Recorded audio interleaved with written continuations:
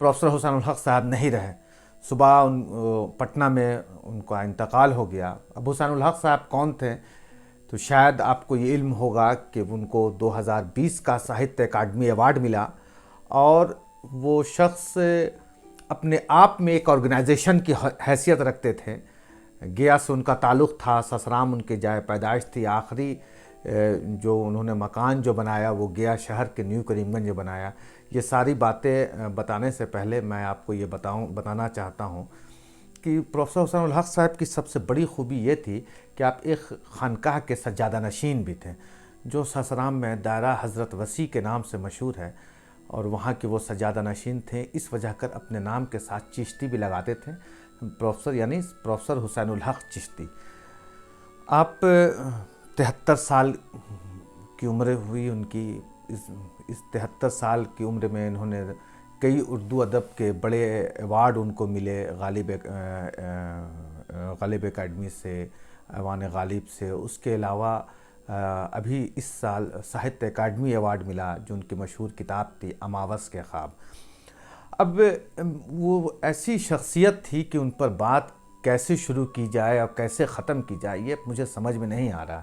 सबसे बड़ी बात उनमें हमने जो देखा, हमारे उनसे ताल्लुक़ात तकरीबन 30 साल या उससे ज़ायद के ताल्लुक़ात हैं।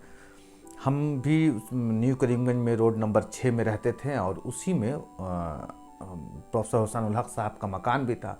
हम दोनों में बहुत करीबी ताल्लुक़ात रहे, मिलना जुलना, और जब भी वो मिले एक मोहब्बत से, इखलास के साथ मिले। जबकि मैं उर्दू का तालिब इल्म भी नहीं था, मैं एक साइंस का स्टूडेंट था, मगर कहीं ना कहीं पर जब भी वो मिलते, जब भी मैं उर्दू में, अभी इन दिनों फेसबुक पर जब मैं लिखता था तो आप हमारे स्टेटस पर ख़ुद देखते होंगे कि वो प्रॉपर कमेंट करते थे उस पर, और करते थे। और कुछ ऐसी बात होती तो मुझे व्हाट्सएप पर वो मुझे बताते थे कि देखो ये चीज़ जो है, ये यहाँ पर ये इमला दुरुस्त नहीं है, या ये गलत है, इस पर इस्लाह कर ली जाए। और हमको तो ऐसा लगता है कि, और हमारे कुछ दोस्त साथी भी अक्सर व बेशतर कहते थे कि हुसैन उल हक साहब तुम्हारे स्टेटस पर कमेंट करते हैं। और कुछ उर्दू वाले तो हमको बोलते थे कि क्या बात है कि हुसैन उल हक साहब ये तुम्हारे ऊपर कमेंट वगैरह करते रहते हैं। तो ये उनका एक अंदाज़ था कि अपने छोटों को, अपने अजीज़ों को, हम लोग हुसैन भाई कहते थे, तो अपने अजीज़ों को इतने करीब से वो, मतलब कि उसकी चाहते थे कि जो कुछ है इन लोग की कुछ मदद कर दी जाए, इनको कुछ पढ़ा दिया जाए, कुछ समझा दिया जाए। अक्सर व बेशतर इस मामले में हमारे साथ वो रहनुमाई फरमाए उन्होंने। एक बात की बात है कि हमारे बड़े भाई के बच्चों का अक़ीक़ा था, तो मैंने कहा कि आप अक़ीक़े में तशरीफ़ लाइए। तो उन्होंने कहा कि ठीक है। तो हमारे यहाँ की एक रस्म है कि अक़ीक़े से पहले या कोई भी खुशी वगैरह होता है तो उसमें मिलाद की रस्म का इनाक़ाद होता है। तो प्रोफेसर हुसैन उल हक साहब को मैंने बोला कि देखिए हम चाहते हैं कि आप मिलाद में तक़रीर भी फरमाइए, और आपके साथ पटना से शमी मुनम्मी साहब आ रहे हैं। शमी मुनम्मी साहब सज्जादा नशीन हैं खानकाह के, और बिहार में बड़ा नाम हो चुका है आज वक्त में भी, और उस वक्त भी बड़ा नाम था। तो कहा कि ठीक है। मगरिब के बाद हमारे घर पर वो पहुँचे, चंद ही लोग वहाँ मौजूद थे। तो हमने कहा कि अभी तो कुछ ही लोग आए हैं, तो आप थोड़ा इंतज़ार कर लिया जाता। तो उसी दौरान ख़बर आई कि शमी मुनम्मी साहब अनुग्रह कॉलेज मोड़ पर आ चुके हैं। तो मैंने कहा कि सर वो भी आ चुके हैं, दोनों कोई एक साथ चलेंगे ऊपर। तो उस बात का उनको अंदाज़ा था कि मेहमान को कैसे कदर करनी है। उनका एक मिजाज, जो सूफियाना जो मिजाज था, इसका अंदाज़ा लगाइए। तो कहा कि नहीं आप शुरू कीजिए, 4, 5 ही 10 ही लोग बैठेंगे, उसके बाद लोग आते जाएंगे, फिर वो होगा। बहरहाल तो अब उस बीच में मेरे ये भी हो रहा था कि हम उनको कैसे तकरीर करवाएं, क्या करें क्या ना करें। हुसैन उल हक साहब भी बड़ा नाम है, HOD थे मगध यूनिवर्सिटी में, उसके अलावा वो भी एक खानकाह के सज्जादा नशीन हैं और अच्छी तकरीर भी करते हैं। और शमी मुनम्मी साहब भी बड़ा नाम है, दोनों को किसको पहले करवाएं किसको बाद में, ये जहन में चल ही रहा था। तो उन्होंने हम मुझसे सोच ही रहे थे कि उन्होंने कहा कि नहीं हम मेज़बान हैं, और मेज़बान को हक़ बनता है कि हम पहले करेंगे, और वो मेहमान हैं तो हम, अच्छा गया के लोग हमको सुनते रहते हैं तो उनको सुनना ज़्यादा ज़रूरी है, इसलिए पहले आप उनको हमको बुलवाइए, उसके बाद उनको बुलवाइएगा आप। تو یہ ان کی قدر تھی، یہ ایک طریقہ تھا. جبکہ شمیم منمی صاحب اور حسین الحق صاحب میں بہت آسمان زمین کی چھوٹائی بڑائی ہوگی. تقریباً 10-15 سال، وہ 20 سال چھوٹے ہوں گے شمیم منمی صاحب، مگر پھر بھی ان کا قدر دیکھیے کہ کتنا وہ قدر کرنے والا انسان تھا. اپنے چھوٹوں کے ساتھ کس طریقے سے وہ پیش آتے تھے.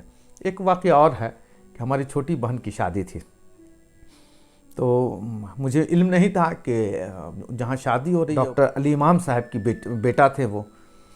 علی امام صاحب، اور جو کہ مشہور افسانہ نگار ہیں اور ڈائٹ کے وہ پرنسپل رہ چکے ہیں، مختلف جگہوں پر وہ ہیں، ان سے اور ان میں دونوں میں دوستی تھی.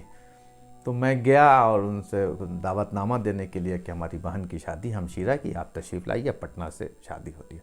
انہوں نے دعوت نامہ دیکھا، کہا کہ تمہارے یہاں کے دعوت نامہ تو ہمارے لڑکوں والوں کی طرف سے پہلے پہنچا ہے. تو میں نے کہا کہ لڑکے والے کی طرف سے کہنے کہ ہاں. تو میں نے کہا کہ ہم چاہتے ہیں کہ آپ نکاح جو ہے آپ ہی پڑھائیں. تو انہوں نے کہا کہ تھوڑی طبیعت ان دنوں میری ٹھیک نہیں رہ رہی ہے، کچھ خراب ہی رہ رہی تھی اس پیریڈ میں بھی ان کی طبیعت، مگر پھر بھی کہا کہ نہیں، ہم تمہاری بہن کا نکاح ہے، اس میں ہم ضرور شریک ہوں گے. بہرحال تو وہ پٹنہ پہنچ، پھر ہم نے علی امام صاحب کو بتایا تو کہا کہ وہ ہمارے دوست ہیں، مگر انہوں نے یہ نہیں بتایا کہ علی امام صاحب ان کے دوست ہیں. انہوں نے صرف اتنی بات کہی کہ ہم شریک ہوں گے اور ہم جانتے ہیں. تو یہ ایک ان کا انداز تھا، اور آئے انہوں نے باضابطے نکاح پڑھایا، پورے وقت رہے ہمارے ساتھ.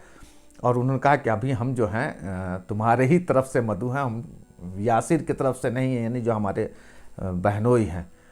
یہ ایک دو واقعہ ہے. اس کے علاوہ انگنت ان کے ساتھ ہمارے واقعہ گزرا ہے. ایک اور آپ کو چلتے چلتے بتا دیں کہ حسین الحق صاحب اور ہم 2018 کی بات ہے، پٹنہ سفر میں تھے.